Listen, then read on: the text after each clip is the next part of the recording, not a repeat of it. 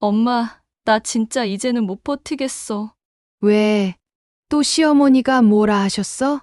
그게 아니라 그냥 날 사람 취급을 안 해. 엄마한텐 괜찮다고 했었잖아. 그땐 엄마 속상하실까봐. 안녕하세요. 제 이름은 이수진. 올해 35살.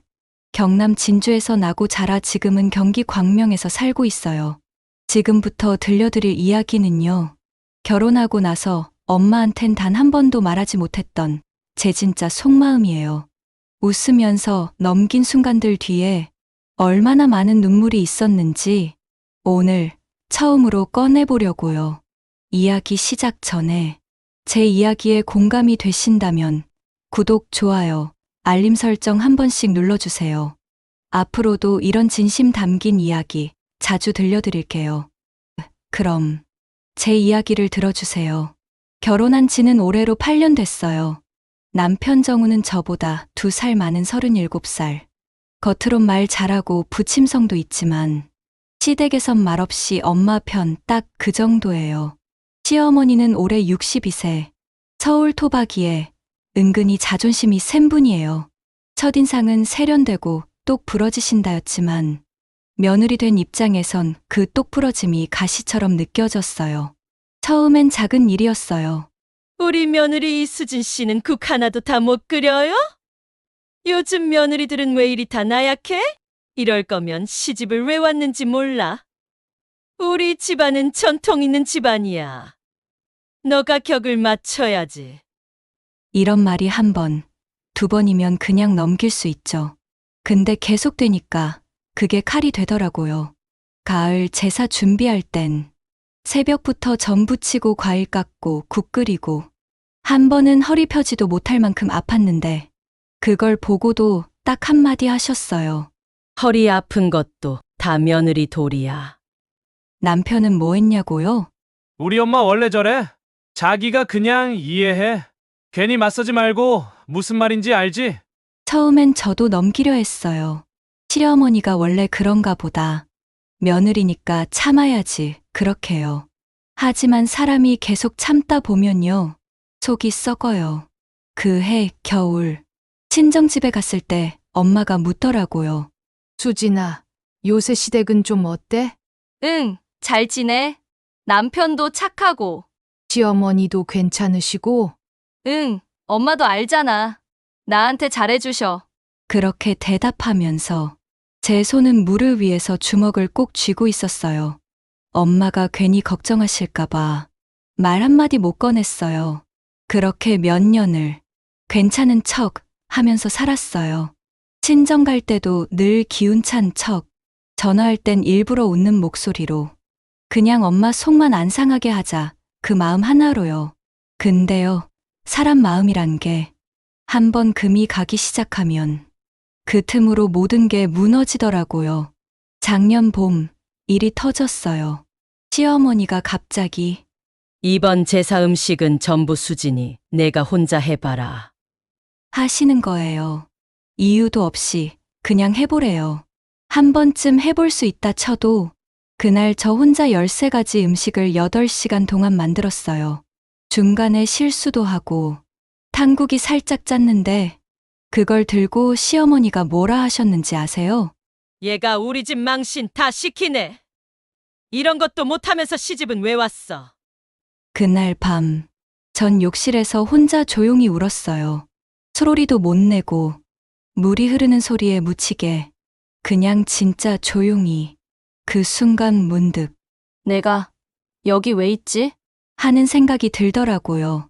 이게 결혼이고, 이게 가족이고, 이게 나의 삶이면, 난 너무 외로운 사람인 것 같았어요. 그 일 이후로 저는 아예 마음을 닫았어요. 시댁에선 입 꾹 다물고 남편에게도 아무 얘기 안 하고 친정엔 더더욱 말 안 했어요. 엄마한테 전화 오면 응, 잘 지내. 어머님도 건강하시고. 그렇게만 말했죠. 하지만 마음 한구석은요. 점점 텅 비어가고 있었어요. 그리고 결정적인 일이 있었던 건 올해 봄이었어요. 아파트 정원에 목련이 피기 시작할 무렵 정말 오랜만에 친정집에 갔어요. 엄마가 제가 좋아하는 미역국을 끓여주셨는데 한 숟갈 뜨자마자 눈물이 났어요. 엄마가 놀라서 물으시더라고요. 수진아, 왜 울어? 나 너무 오래 참고 살았어, 엄마. 그제야 엄마 앞에서 처음으로 입을 열었어요. 그동안 숨겼던 모든 말들, 시어머니의 말투, 남편의 무심함, 혼자 끙끙 앓았던 나날들. 그동안 단 한 번도 엄마한테 이런 말 못했던 제가 그날은 울면서 얘기했어요. 엄마는 조용히 제 손을 잡아주시더라고요. 그리고 말하셨어요. 수진아, 그만큼 했으면 이제 됐다. 이제 네 인생 네가 살아. 네 마음대로, 네 뜻대로 살아도 돼. 너 잘못한 거 하나도 없어. 그 말 듣고 한참을 더 울었어요. 결혼해서 처음이었어요. 세상 모든 사람 중 우리 엄마만 내 편이구나. 하는 생각이 든 건 엄마 앞에서 그날 속마음을 다 쏟아낸 후로 전 정말 오래간만에 편하게 숨을 쉬었어요. 그동안 나는 참아야 착한 딸이고 기죽어야 좋은 며느리라고 믿고 살았더라고요. 근데요, 사람은 숨만 쉬어서 사는 게 아니더라고요. 제 마음이 살아있어야 진짜 사는 거란 걸 알게 됐어요. 며칠 뒤, 전 마음을 다잡고 남편에게 직접 이야기하기로 결심했어요. 저녁 늦게 집에 들어온 남편에게 조용히 말을 꺼냈어요. 정우 씨, 우리 잠깐 이야기 좀 하자. 이번엔 진짜 중요한 얘기야. 남편은 대수롭지 않게 앉더니 익숙한 말투로 이렇게 말하더라고요. 또 어머니랑 뭔 일 있었어? 그냥 좀 넘어가자, 수진아. 엄마는 원래 그런 분이잖아. 그 말에 전 웃었어요. 근데 그 웃음은 처음으로 남편에게 웃은 비웃음이었어요. 정우 씨, 당신 그 말 결혼하고 나서 지금까지 몇 번 했는지 알아? 뭐, 10번? 20번? 아니, 100번은 넘었어. 근데 이제 그 말 더는 안 통해. 당신이 넘어가자고 해서 넘어가면 내가 죽는 거야. 남편이 놀란 눈으로 절 쳐다보더니 말을 잇지 못했어요. 그 틈을 놓치지 않고 저는 정확하게 말했죠. 이제부터는 나를 위해서만 살 거야. 당신 엄마 눈치 안 볼 거고 당신한테도 맞춰주지 않을 거야. 나 이제 이수진으로서 살고 싶어. 그리고 바로 다음 날 전 시어머니께 단둘이 만나자고 연락드렸어요. 카페에 앉자마자 시어머니는 대뜸 말하셨어요. 수진아, 이게 뭔 소란이야? 우리 집안에서 일어난 작은 일 가지고 왜 친정에 가서 울고 그래? 왜 며느리가 그따위야?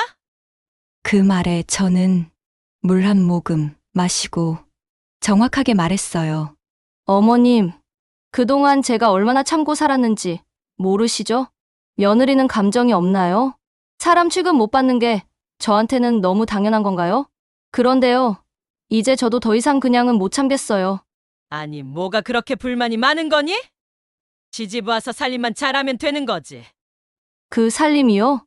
허리 끊어지게 일하고도 망신이다 소리 듣는 게 살림이에요? 제사 음식 다 혼자 하고 다리도 못 펴고 있는데 너 왜 이렇게 느려 소리나 듣는 게 그게 살림이에요? 시어머니가 당황한 눈빛으로 절 쳐다봤어요. 하지만 저는 더 단호하게 말했어요. 저 이제 어머님한테 맞추면 안 살 거예요. 제가 부족한 게 아니라 어머님 기준이 비정상이었어요. 앞으로도 계속 그런 기준 원하시면 저 이 집안 안 지켜요. 정적이 흘렀고 시어머니는 입술을 꾹 다물더니 작게 중얼거리셨어요. 그래. 네가 그렇게 나올 줄은 몰랐네. 그래서 제가 마지막으로 이렇게 말했어요. 어머님, 저 원래 이런 사람 아니었어요. 근데 어머님이 그렇게 만드셨어요. 근데 지금은 다시 제자리로 돌아가려는 거예요. 그럼 이만 가볼게요. 카페 문을 열고 나오는 순간 하늘이 맑게 열려 있었어요. 봄바람이 시원하게 뺨을 스치는데 그제야 진짜 이수진으로 돌아온 느낌이 들었어요. 집에 돌아와 남편에게 말했어요. 앞으로 어머님 일은 당신이 직접 처리해요. 나는 나한테만 집중할 거예요. 남편은 당황했지만 이젠 말 못해요. 왜냐면 이제 제가 더는 안 참는다는 걸 알거든요. 그리고 저는 오랜만에 이력서를 꺼냈어요. 살림, 시댁, 희생 말고 나라는 사람으로 다시 살아보기 위해서요. 지금은 주 3일 동네 작은 도서관에서 아이들 책 읽어주는 일 하고 있어요. 처음엔 낯설었지만 요즘은 매일 아침이 설레요. 아, 그리고요. 엄마한테도 더 이상 감추지 않기로 했어요. 엄마, 이젠 나 진짜 괜찮아. 이제 나 진짜 이수진으로 살아. 남편과의 대화 이후 우리 사이엔 기묘한 침묵이 자리 잡았어요. 남편은 그날 이후로 말을 아끼게 됐고 저 역시 굳이 무언가를 설명하려 들지 않았죠. 우린 같은 공간에 있었지만 마음은 완전히 달라져 있었어요. 가끔 저를 보는 남편의 눈빛엔 미안함과 당혹스러움이 뒤섞여 있었고 그럴수록 전 그가 이제서야 날 알게 된 게 더 슬펐어요. 어느 날 퇴근 후 집에 들어온 남편이 갑자기 이런 말을 꺼냈어요. 수진아, 우리 그냥 다시 예전처럼 살면 안 될까? 전 그 말을 듣는 순간 마음속 깊은 곳에서 서늘한 확신이 하나 올라오더라고요. 예전처럼은 못 살아. 나는 다시 그때로 돌아가고 싶지 않아. 너는 그때가 편했겠지만 나는 그때 매일매일이 지옥이었어. 남편은 잠시 입을 다물더니 작게 고개를 끄덕였어요. 그럼 너는 어떻게 하고 싶은데? 전 담담하게 대답했어요. 이혼하고 싶어. 이젠 그냥 서로 다른 길을 가야 할 것 같아. 그 말은 저 스스로도 놀랄 만큼 차분하고 선명했어요. 결혼 8년, 가슴이 터지도록 울던 날도 있었고 숨조차 쉬기 힘든 날들도 있었지만 지금 이 순간만큼은 후회 없이 말할 수 있었어요. 난 더는 누구의 며느리, 누구의 아내로 살고 싶지 않아. 그냥 나로 살고 싶어. 그 이후 우린 조용히 정리를 시작했어요. 아이 문제는 함께 상의했고 남편도 큰 다툼 없이 동의했어요. 그렇게 8년의 결혼 생활은 봄이 지나기 전에 끝이 났습니다. 역시나 시어머니는 연락이 없었고 저도 따로 연락하지 않았어요. 시어머니와 나 사이의 인연은 이쯤에서 끝내는 게 맞다고 느꼈거든요. 혼자 살 집을 구하고 일을 조금 더 늘리고 새로 산 작은 중고차에 제가 좋아하는 노래 CD를 하나 넣었어요. 그리고 창밖을 보면서 혼잣말했죠. 수진아, 잘했어. 새로운 인생 2막, 이제 시작이다. 처음 며칠은 낯설었어요. 새벽에 문소리가 날 때마다 깜짝 놀라서 일어나고 혼자 밥을 먹을 땐 괜히 눈물이 날 때도 있었죠. 하지만 조금씩 괜찮아지더라고요. 어느 날 아침 도서관에 가는 길에 햇살이 눈부시게 쏟아지는데 그날은 이상하게 기분이 가볍고 좋았어요. 아, 이게 살아있다는 기분이구나. 그 생각이 그렇게 벅차더라고요. 가끔은 아이랑 둘이 외식도 하고 주말엔 친정 가서 엄마랑 나란히 누워서 TV도 보고 그렇게 당연한 하루들이 다시 소중해졌어요. 이혼 후 6개월. 저는 여전히 혼자지만 단 한 번도 내 선택을 후회하지 않았어요. 어떤 밤은 조금 외롭고 어떤 날은 서운하지만 그 모든 감정들이 이젠 내가 살아있다는 증거니까요. 지금 이 이야기를 듣고 계신 분 중에도 혹시 나를 내려놓고 살고 계신 분이 있다면 꼭 말씀드리고 싶어요. 너무 힘들면 당신을 버려서까지 참을 필요는 없어요. 그리고 늦지 않았어요. 당신도 어떤 식으로든 당신 삶의 주인이 될 수 있어요. 누구도 내 대신 살아주지 않아요. 그래서 당신이 스스로 당신 마음을 지켜야 해요. 저는 이제서야 진짜 나로 살기 시작했어요. 혼자가 아닌 자립한 한 사람으로. 누군가는 제 욕을 할지도 몰라요. 하지만 저는 후회하지 않아요. 여기까지 제 이야기 들어주셔서 진심으로 감사드립니다. 구독, 좋아요, 알림 설정 한 번씩 눌러주시고 앞으로도 함께 마음 나눠요. 고맙습니다. 구독과 좋아요, 알림 설정은 저에게 큰 힘이 됩니다.